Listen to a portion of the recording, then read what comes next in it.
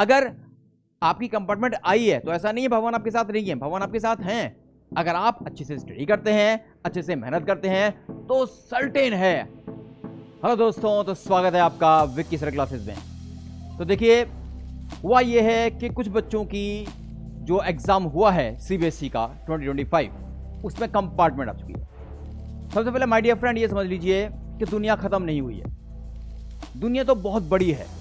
आप कुछ बड़ा करना चाहते हैं तो इसका मतलब ये नहीं है आप एग्जाम में फेल हो गए हैं तो आपके लिए दुनिया खत्म हो गई है। सबसे पहले रिलैक्स हो जाओ, कूल हो जाओ, और सबसे पहले तो ये आप श्योर करें कि आप बढ़िया नींद लें, आप बढ़िया फूड लें और अपना जो एनर्जी लेवल है उसको बूस्ट करें। उसके बाद में आपको सोचना है कि भाई आपकी किस सब्जेक्ट में कंपार्टमेंट आई है।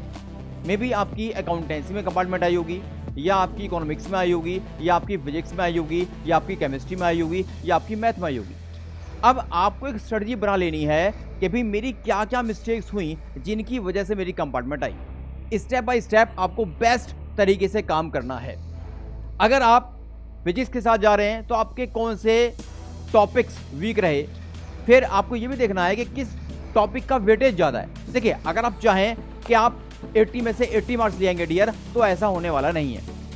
बिकॉज अगर ऐसा होने वाला था तो पहले ही हो जाता। तो बिल्कुल आपको फ्रेश मूड से ही सोचना है कि आप कौन से टॉपिक्स कर सकते हैं, आप कौन से टॉपिक्स कर सकते हैं, प्लस ये भी देखना होगा कि उस टॉपिक की वेटेज कितनी है।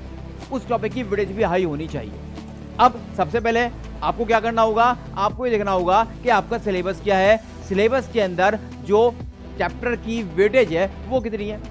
फिर आपको टिक करना होगा कि जो वेटेज ज्यादा वाले टॉपिक हैं उसमें से आपको कौन से टॉपिक्स आ रहे हैं। जब आप इसको सेलेक्ट कर लेंगे डियर तो आपको पहला काम हो गया है। सेकंड काम क्या करना है, आपको डेली एक डायरी लेनी है और डायरी पे लिख लेना है कि आज मुझे ये वाला टॉपिक कर देना है, और बिल्कुल ईमानदारी के साथ में आपको उस टॉपिक को फिनिश भी करना होगा। टॉपिक फिनिश करने के बाद में आपको क्या करना होगा, सेकेंड और थर्ड डे, या तो सेकेंड डे या थर्ड डे, आपको उसका रिवीजन मस्ट करना है। क्योंकि आप ये समझिए ध्यान से कि आपका जो भी सिलेबस है डियर वो पूरा ना हो, लेकिन आपको 80 में से 50 मार्क्स लेने के लिए आपको सारा सिलेबस नहीं करना है। आपको क्या करना है, आपको जो टॉपिक्स आ रहे हैं आपको अच्छे से स्टडी करना है और उनका रिवीजन करना है। तो आपने वन डे जो काम किया है, सेकंड डे छोड़ दीजिए, थर्ड डे आप उसका रिवीजन कीजिए। फिर क्या करना है आपको, इसके बाद में डियर आपको सैंपल पेपर जरूर जरूर जरूर सॉल्व करने हैं। सैंपल पेपर अगर आप सॉल्व नहीं करेंगे तो समझ लीजिए आपका काम नहीं हो सकता। बिकॉज पहले अभी जिस भी सब्जेक्ट में आपकी कंपार्टमेंट आई, चाहे वो अकाउंटेंसी हो, चाहे वो इकोनॉमिक्स हो, चाहे वो फिजिक्स हो, चाहे वो केमिस्ट्री हो, चाहे वो मैथमेटिक्स हो, उसका रीजन क्या था डियर, क्योंकि आपने उस सब्जेक्ट का सैंपल पेपर सॉल्व नहीं किया था।